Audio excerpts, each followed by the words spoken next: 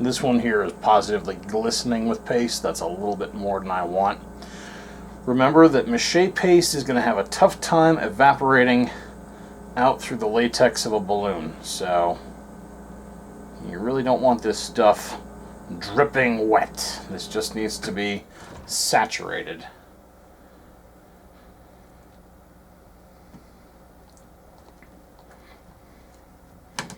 And I've got one tiny little uncovered area right there. Just going to get one last little tiny piece and cover that up.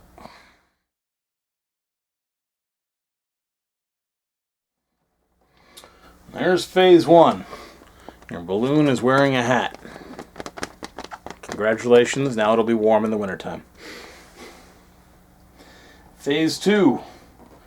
Just like the Wytch bottle, the word for cotton is tiny filaments first. And if you want filaments, and you want filaments, they look great, you're going to want filaments coming down from this edge.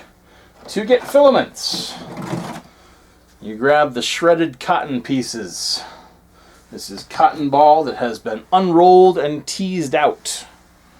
Toss it in your saturation chamber. I demonstrate how to get these guys unrolled and teased out in my Wytch bottle tutorial.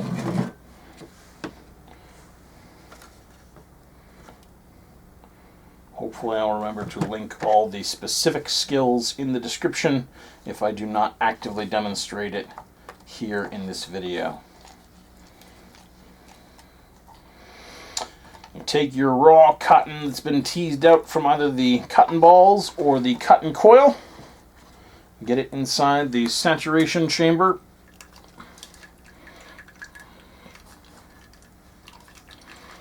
I've got a little too much paste in there.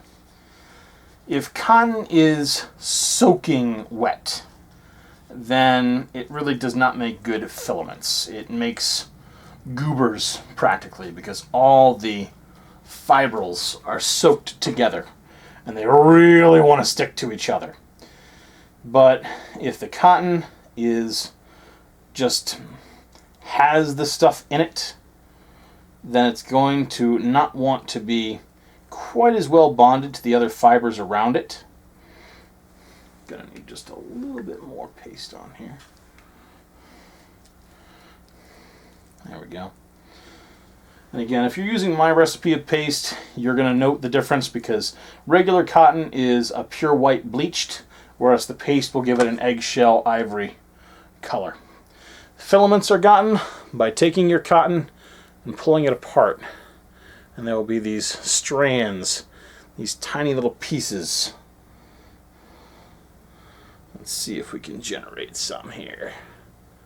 There we go. These are filaments. Little stringy bits right there.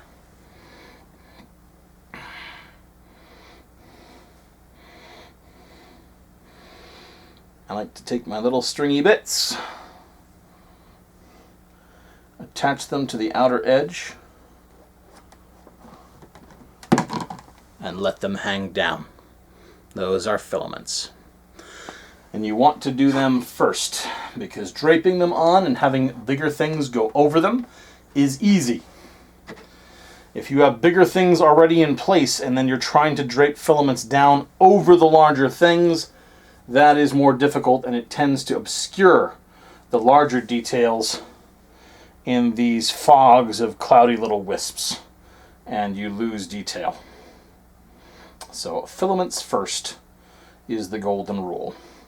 I'm going to go around my hat and put my filaments on.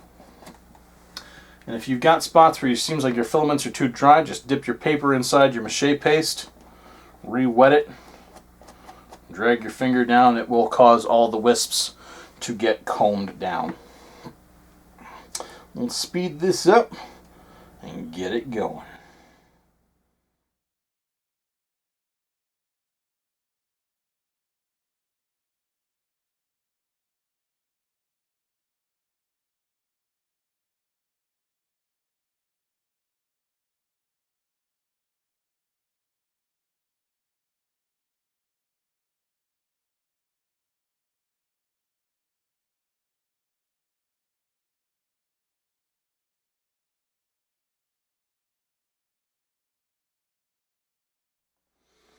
Okay, here are all the filaments in place. Good and gone round. This is also a time when I'm adding a quick note of, should have told you before, do not use paintbrushes on this thing if you can. If you must use a paintbrush, I would advise using a very soft bristled brush or a foam brush. Another time when I have had a slow leak situation, I was trying to use a paintbrush on this, and the bristle puncture is one of the things I think that caused my slow leak.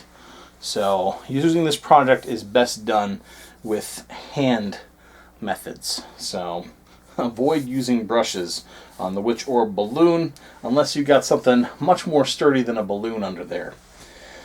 Carrying on from here, the next step is the difference between Wytch Orb version 1, which looks like this in terms of its texturing, and Wytch Orb version 3, which looks like this in terms of its texturing. Wytch Orb version 3 is a lot more wormy / rooty in terms of its texturing, and that is the method I am going to show you. Wytch Orb version 1 is not much more intensive and interesting than taking cotton goobers and arranging them vertically so they just go up and knock things over. Fortunately, at this stage, that's not a big problem. Yeah, be careful of knocking your project over. That's a big one. However, I think that doing things that way does not get you the...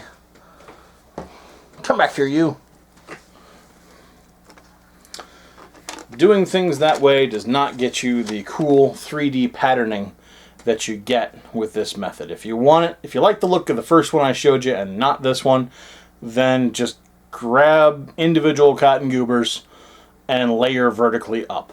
And that's all you need to do. Just make it vertical and you'll get that look. I'm about to show you though how to do this way to get the twisted roots design. The first thing to think about on this before you do all the twisted gnarly roots along your top are your main supports. You've got to drop a couple of supports down from your top to intersect with your bottom section. I drop anywhere between 3 and 4 supports. On this particular orb, I'm going to drop, let's say 3. What the hell? The great thing with the support that you drop, you might drop 1 support, but you can branch it at any point you want, just like a tree branch, and make for nearly infinite options. That branch does not have to drop vertically. You can sprinkle it, scrunch it, and make it twist in almost any direction you want as it goes down. You just need some sort of connection between the top and bottom half of the orb. In this regard, and for pretty much the entire rest of the project, cotton coil is a vastly superior product to the cotton balls. The cotton balls are alright, they're workable, but this material is already in kind of the shape, texture you want, and is easier to put into those gnarled root shapes that you need. And just to show you how I generally do this, I decide how big of a piece I want for my support.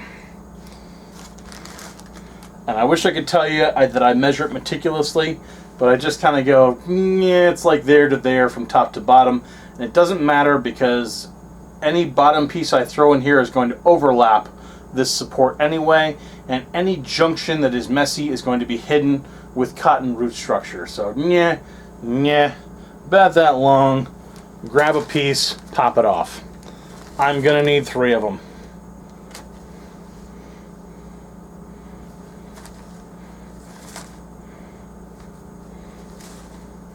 One, two, 3, done. This stuff is more than thick enough. If I do 1 piece, it will actually look too thick. So, what I'm going to do with this instead is I'm going to take this piece, I'm just going to pull it apart right down the middle. Make 2 sections. So my 3 are going to become 6.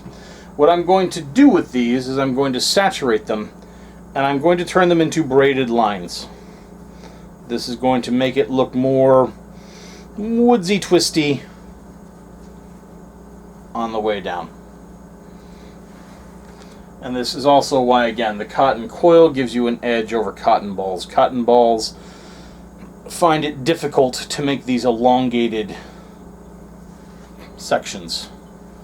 You'd almost practically have to spin them together in an annoying way. So, in goes my bits into the saturation chamber, if you need to, which I think I do need to. I have a bigger saturation chamber.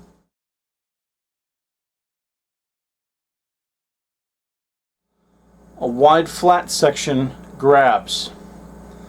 A narrow thin section looks good like twisted roots. So I'm going to do on the top is I'm going to have very wide flat sections to grab as much cotton batting as possible and form as many bonds with this surface as they can. Then I'm going to twist the rest of this together. Let's get a little more. In fact, let's get very daring and do something I haven't done. I'm going to give this whole thing a twist, leaving this top part flat. I want that to smack onto that cotton batting. I'm going to leave the bottom part flat too. I want that to smack onto the balloon with as much surface area to grab as possible. So I have flat ends and a twisted core.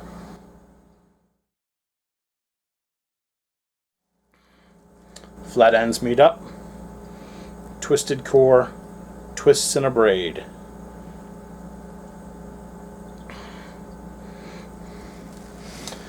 My flat ends are going to smack onto the batting and lay flat so they have as much surface area as possible to bond. The rest of this can lay however I want it to. Slightly to the side. And the bottom sections should go as flat as they can near the bottom. There's my first support. Straight up and down, it looks something like that. Flat end grabbing as much as possible. Flat end grabbing as much as possible. I'm going to build on it later, but this is the initial. On my ring holder here, these guys should be pinned right there. So hopefully this isn't going to give me any trouble as I do more sculpting later tonight.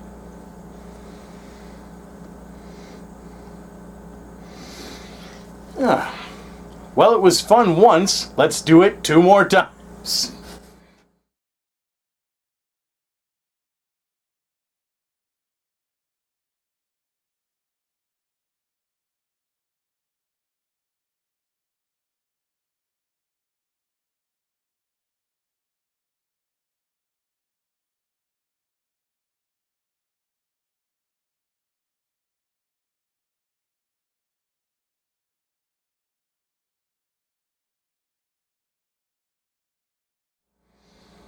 Okay, so here is that initial stage. You got your hat, you got your filaments, you've dropped at least 3 supports,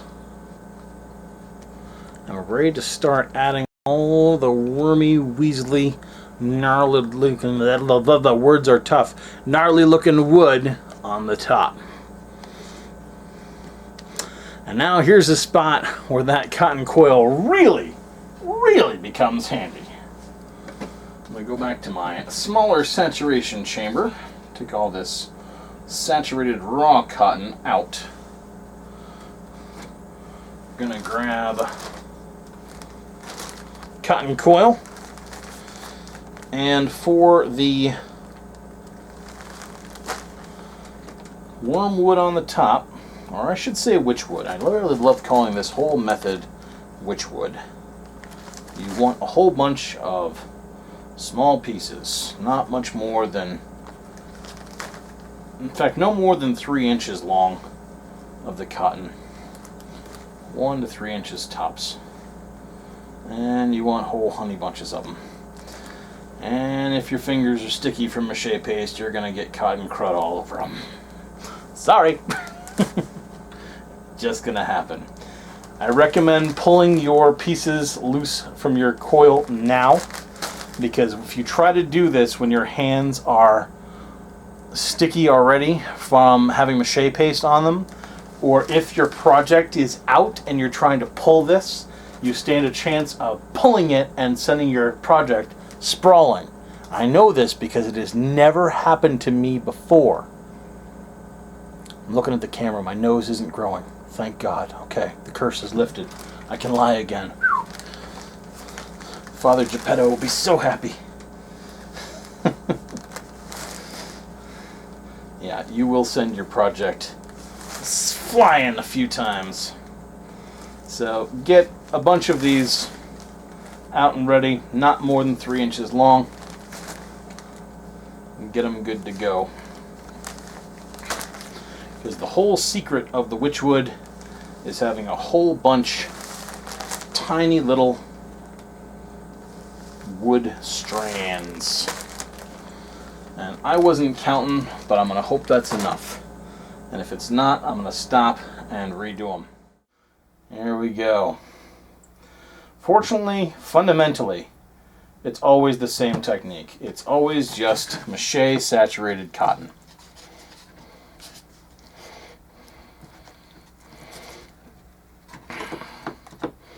Okay, so here's a tiny little piece. And to get the Wytchwood effect, what you're going to do is take a piece. One half of it is flat, like the end of a support. The other end of it is twisted. So you're making something that looks like this. One end is flat, the other end is twisted. This is a tiny little root. This top spot is going to flat smack and bond to the Wytch Orb. The bottom piece is going to get some sort of twisted shape, however it has to be.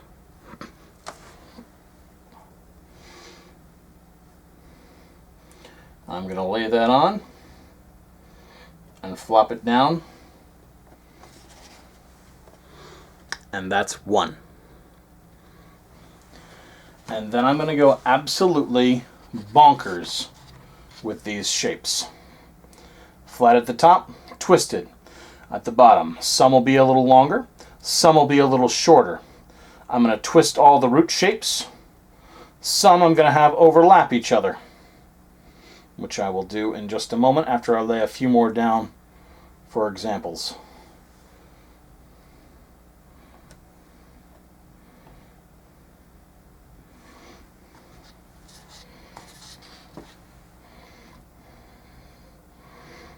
Here's a long one.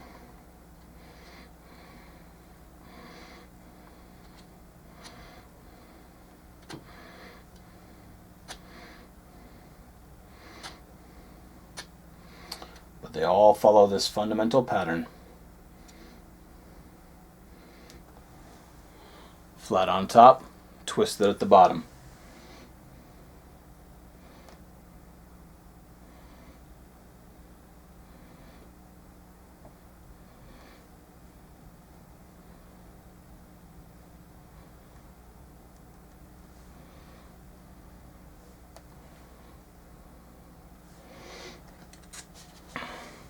So I've laid down two little ones, then that big one is gone and overlapped them.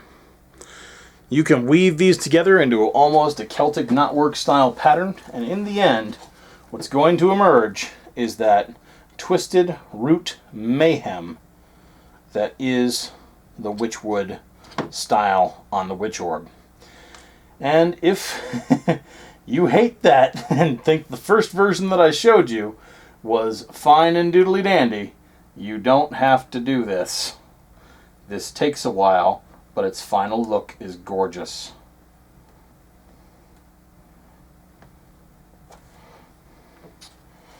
And once you get going on it, it goes very rapidly.